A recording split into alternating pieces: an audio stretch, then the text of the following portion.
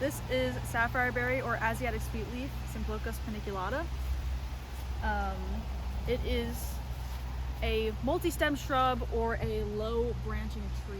This one is pretty tall, but it can get much taller than this. It branches out with kind of flat sprays, as you could see with the way these form.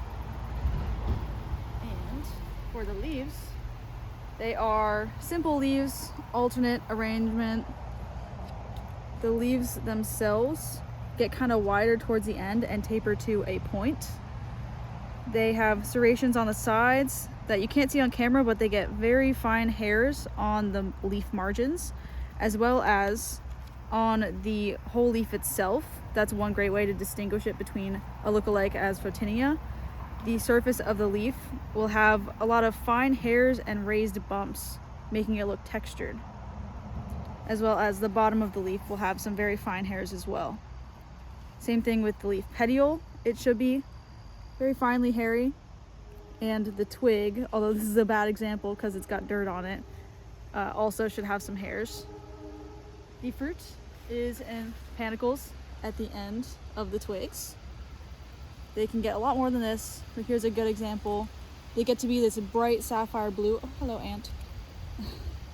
And they are prolific producers when they get old enough.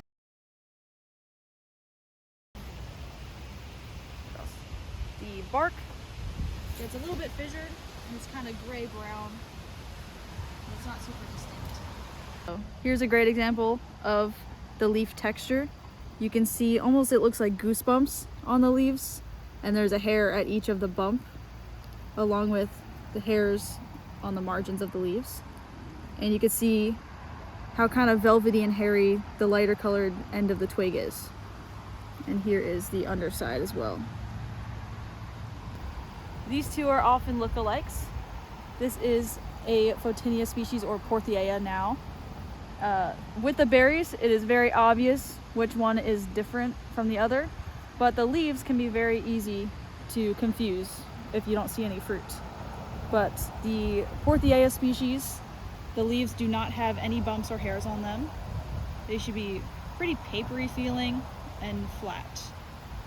Their serrations are a bit different, and the tips of the leaves, the shape of them, should be a little bit different. These are more broadly coming to a point, as the Photinia tapers a little bit more.